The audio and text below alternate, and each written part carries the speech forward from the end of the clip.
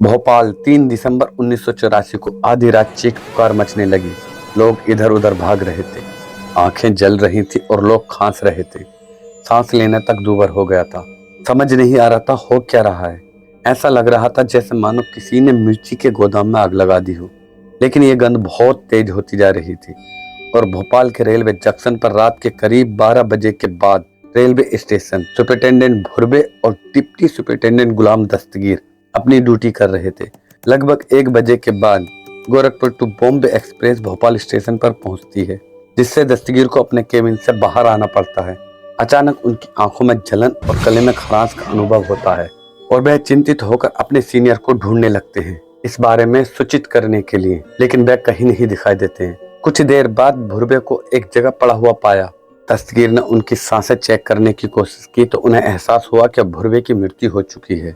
दस्तगीर ने नाक और मुंह पर गीला रुमाल बांधा और दस्तगीर तुरंत समझ जाते हैं भोपाल जंक्शन से महज 1 किलोमीटर दूर यूनियन कार्बाइड फैक्ट्री, जहां जहरीली गैस निकलने की खतरनाक घटना हुई है। यूनियन कार्बाइड फैक्ट्री से निकलने वाली मिथाइल आइसोसाइनाइड, हाइड्रोजन और फॉस्जीन सहित 50,000 पाउंड जहरीली गैसें इस फैक्ट्री से रिलीज हो रही हैं और गैस तेजी से पूरे शहर में फैल रही थी। अब स्टेशन पर सबसे मोस्ट सीनियर दस्तगीर ही थे और वे अपने कार्यभार को संभालते हुए डिसाइड करते हैं जो Gorakhpur to Bombay express train थी उसे उसके टाइम शेड्यूल से पहले ही उसे निकालने के ऑर्डर देते हैं।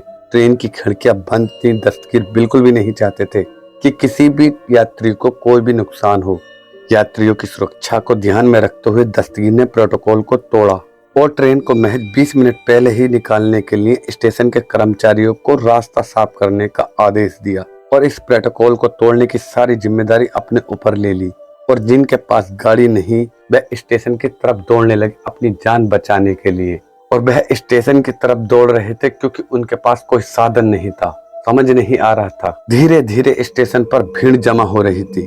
उन्हें समझ ये नहीं आ रहा था कि अब क्या किया जाए। स्टेशन के चारों ओर लोग खांस रहे थे, उल्टियां कर रहे थे। दस्तगीर एक जगह से दूसरी जगह दौड़ रहे थे, किसी तरह लोगों की मदद कर रहे थे। उन्होंने आसपास के स्टेशन पर SOS कॉल की। इसके बाद 4 एम्बुलेंस और पैरामेडिकल्स और रेलवे डॉक्टरों की मदद के लिए स्टेशन पहुंचे। लेकिन इस सब के बावजूद जहरीली गैस के आगे बचना बहुत मुश्किल था। जहां कुछ लोग घरों से निकलकर स्टेशन पहुंचे, वहीं कुछ लोगों ने अस्पताल की ओर रुख किया। अगर रात को सोते समय आंखों में जलन और सांस लेने में कठिनाई हो तो ऐसे में ज्यादातर लोग अस्पताल की ओर भागते हैं। लेकिन परेशानी की बात यह थी कि ना तो रेलवे डॉक्टर और ना ही हॉस्पिटल कर्मचारी समझ पा रहे थे कि लक्षण क्या हैं। वह इन सिम्टम्स से अनजान थे। उन्हें बीमारी और इसके कारण की पहचान करने में कठिनाइयां हो रही थी। यूनियन कार्बाइड फैक्ट्री से 3 किलोमीटर दूर हमीदिया अस्पताल था। अस्पताल में लगभग 1200 बिस्तर की जगह थी और करीब 1:15 बजे पहला मरीज आंखों में जलन की शिकायत लेकर पहुंचता है। लेकिन अगले ही पल 5-10 मिनट के अंदर अंदर अस्पताल में 1000 से ज्यादा लोग जमा होने लगे। डॉक्टरों ने यूनियन कार्बाइड फैक्ट्री से जानकारी लेनी चाहिए तो कोई खास जानकारी प्राप्त नहीं हुई। कंपनी के चिकित्सा अधिकारी जो LD लोया थे, वह बस इतना बताया कि गैस जहरीली नहीं है और आंखों पर गीली पट्टियां लगाने की सलाह दी। पुलिस अधीक्षक स्वराजपुरी अपने कंट्रोल रूम में जाते हैं और देखते हैं कि उनका स्टाफ असहाय रूप से खांस रहा है और आंखें रगड़ रहा है। और उन्होंने करीब 1:30 बजे यूनियन कार्बाइड फैक्ट्री को फोन किया। इससे पहले 2 फोन कॉल पर उन्हें सब कुछ ठीक होने का आश्वासन दिया जा चुका था, यानी कि एवरीथिंग इज ओके। लेकिन तीसरे फोन कॉल के बाद फैक्ट्री के लोगों ने दावा किया कि उन्हें कुछ मालूम नहीं। सुबह 2:10 पर 4000 मरीजों को भर्ती किया गया था। भोपाल स्टेशन पर अलग ही भगदड़ मची हुई थी। Dastagir Gorakhpur to Bombay express train को निकाल चुके थे, लेकिन लोगों की सहायता करना दस्तगीर के लिए चुनौतीपूर्ण होता जा रहा था। बाद में उन्हें पता चलता है कि उनके सीनियर HS भुर्बे एक दूसरी ट्रेन को भोपाल से निकालने का इशारा देते हुए मारे गए थे। इनके सीनियर ने भी हिदायत दी थी कि कोई भी ट्रेन प्लेटफॉर्म पर न रुकने पाए और आगे की ओर चलती रहे। गुलाम दस्तगीर की पत्नी और उनके 4 बच्चे यूनियन कार्बाइड फैक्ट्री से महज 3 किलोमीटर दूर रहते थे। लेकिन दस्तगीर ने अपने परिवार का हालचाल जानने के लिए स्टेशन नहीं छोड़ा। वह अपनी ड्यूटी पर डटे रहे और जरूरतमंद लोगों की सहायता के लिए स्टेशन पर आने वाली ट्रेनों को भोपाल स्टेशन पर रुकने से मना करते हैं और चलते रहने को कहते हैं। जिससे यात्रियों को तकलीफ ना हो। जो लोग भोपाल छोड़कर जाने के लिए स्टेशन पहुंचे थे, उन्हीं लोगों में से दस्तगीर के एक सहयोगी मंजूर अहमद खान 3 बजे अपने पूरे परिवार के साथ पहुंचते हैं और देखते हैं कि उनके साथी दस्तगीर एक प्लेटफॉर्म से दूसरे प्लेटफॉर्म पर भाग दौड़ कर रहे हैं।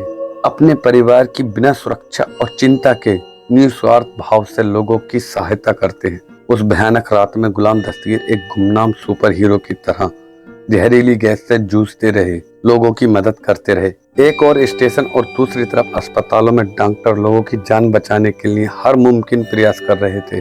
वास्तव में डॉक्टरों को लक्षण और कारणों का इलाज कैसे किया जाए ये नहीं जानते थे कि डॉक्टर ने आंखों में जलन को कम करने के लिए आइस ड्रॉप दे दी, सूजन के लिए स्टेरॉइड और संक्रमण के लिए एंटीबायोटिक और पेट की समस्याओं का इलाज के लिए एंटासिड दे रहे थे, क्योंकि वे अनजान थे इस भयानक बीमारी को कैसे ट्रीट किया जाए।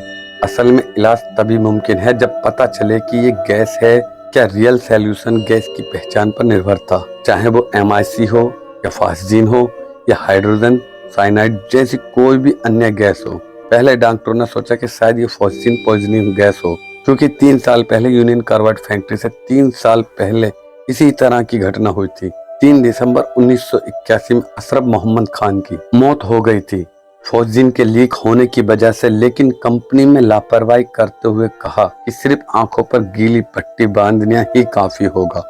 आपको बता दें कि MIC 38 डिग्री पर भाप बन जाती है, जो काफी गर्म तापमान होता है, लेकिन फॉस्जीन 8 डिग्री सेल्सियस पर ही भाप बन जाती है। भोपाल दिसंबर के ठंड के महीने को देखते हुए डॉक्टरों ने फॉस्जीन को ही जिम्मेदार माना। जिस वक्त ये हादसा हुआ उस वक्त फैक्ट्री का टेम्परेचर 400 डिग्री था और ये जानकारी फैक्ट्री के अलावा किसी को मालूम नहीं थी। अमेरिका में बैठे कार्बाइड मेडिकल के डायरेक्टर विपिन अवस्थिया को भोपाल के अथॉरिटी को सूचित किया कि अगर ये साइनाइड पॉइजनिंग है तो एंटीडोट के रूप में सोडियम थायोसल्फेट दिया जाना चाहिए, क्योंकि प्रयोग में देखा गया है कि जब MIC भाप बनती है तो वह हाइड्रोजन साइनाइड का रूप ले लेती है और हाइड्रोजन साइनाइड के प्रभाव को सोडियम थायोसल्फेट कम कर देता है। लेकिन 10 दिन बाद हो रही एक प्रेस कॉन्फ्रेंस में विपिन अवस्थिया कहते हैं कि अगर ये साइनाइड पॉइजनिंग नहीं है तो एंटीडोट बेकार है। कंपनी की तरफ से बयान जारी होता है कि MIC साइनाइड नहीं है, बल्कि पानी के संपर्क में आने पर MIC स्वयं डिस्ग्रेड हो जाती है। लेकिन कंपनी की तरफ से जो स्पष्टीकरण आता है वो काफी लेट आता है। अस्पताल में मरीज अपने इलाज का इंतजार करते हुए काफी परेशान होते हैं। उन तड़पते हुए मरीजों की मदद के लिए 8 दिसंबर को जर्मन के टॉक्सिकोलॉजिस्ट मैक्स डाउंडर सोडियम थायोसल्फेट की 50,000 डोजेज के साथ भोपाल पहुंचते हैं। जब डॉक्टरों ने सोडियम थायोसल्फेट का प्रयोग किया तो वह काफी सफल हुआ। कई मरीज ठीक भी हो गए और मरीज रिकवर भी होने लगे, लेकिन दुर्भाग्य से एक मरीज की मृत्यु हो जाती है। सोडियम थायोसल्फेट को देने से और अफवाह फैल जाती है कि जर्मन के डॉक्टर ने एक मरीज को सोडियम थायोसल्फेट देकर मार डाला। नतीजतन उस डॉक्टर को उसके एंटीडोट के साथ भेज दिया जाता है और गांधी मेडिकल कॉलेज के सीनियर प्रोफेसर सोडियम थायोसल्फेट के उपयोग को खारिज कर देते हैं। उस समय मध्य प्रदेश की हेल्थ सर्विस के डायरेक्टर MN नागू 13 दिसंबर को एक पब्लिश करते हैं कि जिसमें कहा गया है कि जब तक प्रयोगशाला से लेटर में यह नहीं पता चल जाए कि साइनाइड पॉइजनिंग है तब तक सोडियम थायोसल्फेट का इस्तेमाल न करें। लेकिन कुछ लोग कंफर्म थे कि यह साइनाइड पॉइजनिंग ही है, क्योंकि जब कुछ मरीजों की सोडियम थायोसल्फेट दिया जा रहा था तो उसके पॉजिटिव प्रभाव दिख रहे थे। और जब Bhopal medical legal institute director doctor Harish Chandra ने डेड बॉडी का पोस्टमार्टम किया तो उन्हें साइनाइड पॉइजनिंग के सबूत मिले। तब डॉक्टर हरीश चंद्रा ने कहा कि सोडियम थायोसल्फेट का ही उपयोग किया जाना चाहिए। 3 दिसंबर को हुई घटना और अब फरवरी में ICMR ने डॉक्टरों को निर्देश दिया, लेकिन सवाल ये उठता है कि जिस कंपनी के पास फैक्ट्री थी उन्होंने MIC और साइनाइड को लेकर इतना कंफ्यूजन क्यों क्रिएट किया। इसका जवाब यही है कि कंपनी अपने आप को भारी मुआवजे से बचाने के लिए MIC के दुष्प्रभाव को यानी कि साइड इफेक्ट को कम दिखाना चाह रही थी, जिससे उसके पैसे बच सके। सरकारी अधिकारी भी कंफ्यूजन में फंस गए, जिसके बदले में 3 दिसंबर को कई सारी जाने गई। अगर सही समय पर सही वक्त पर ट्रीटमेंट देकर जिन्हें बचाया जा सकता था। गुलाम दस्तगीर जिनके बारे में मैंने आपको बताया था वह खुद को बचाने में कामयाब तो रहे, लेकिन उनकी जिंदगी के आखिरी 19 साल अस्पताल के चक्कर काटने में बीत गए। उनके शरीर में बहुत सी बीमारियां हो गई थी। साल 2003 में आखिरकार उनकी मृत्यु हो गई। सबसे शॉकिंग की बात यह है कि इस भोपाल गैस ट्रेजेडी में ढेरों वार्निंग दी गई थी। अलग अलग लोगों के द्वारा कई लोगों ने चिंता व्यक्त करते हुए अधिकारियों को सचेत भी किया था। सुरक्षा के उपायों की कमी होने के कारण फैक्ट्री में घटना होने का खतरा बना हुआ था। लेकिन अफसोस की बात यह है कि ना तो कंपनी की तरफ से और ना ही सरकार की तरफ से एक्शन लिया गया। 1981 में जब कार्बाइड फैक्ट्री में अशरफ खान की जान चली गई थी तो कंपनी द्वारा मई 1982 में सेफ्टी के उपायों की जांच करने के लिए अमेरिका से 3 एक्सपर्ट भेजे गए थे। उनकी रिपोर्ट में 60 से अधिक खतरों की पहचान की गई थी जो भविष्य में दुर्घटना हो सकती थी, जिसमें उन्होंने इमरजेंसी एग्जिट जैसी प्रक्रियाओं के बारे में वहां के आसपास के रहने वाले लोगों के साथ कंपनी ने कभी शेयर ही नहीं की थी। MIC गैस द्वारा बड़ी आसानी से टैंकों को खराब कर सकती है। टैंक का प्रेशर मीटर भी स्पष्ट रूप से खराब ही था। इस रिपोर्ट में उठाए गए इश्यूज और वार्निंग के बारे में 3 आर्टिकल्स भी लिखे थे। बचाइए हुजूर इस शहर को बचाइए। दूसरा आर्टिकल ज्वालामुखी के मुहाने पे बैठा भोपाल।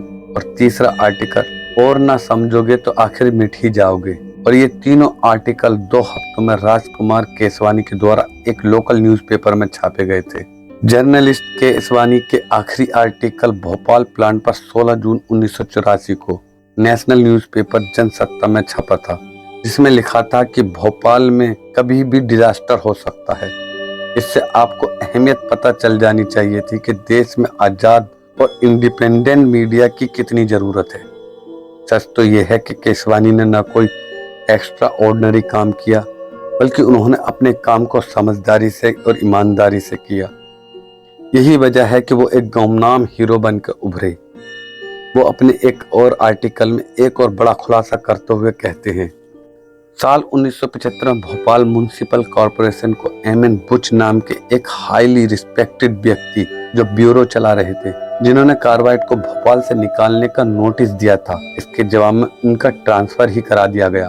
कार्बाइड फैक्ट्री ने सार्वजनिक पार्क का निर्माण कराने के लिए 25,000 रुपए नगर निगम को देती है।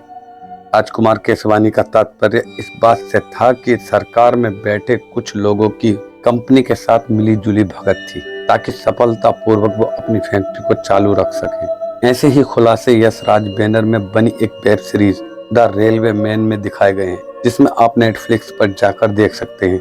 अगर आपको हमारे द्वारा दी गई जानकारी अच्छी लगी हो तो प्लीज लाइक करें और हमारे चैनल पर नए हो तो सब्सक्राइब भी करें। फिर मिलते हैं ऐसी ही एक और नई जानकारी के साथ। तब तक के लिए आपका बहुत बहुत धन्यवाद।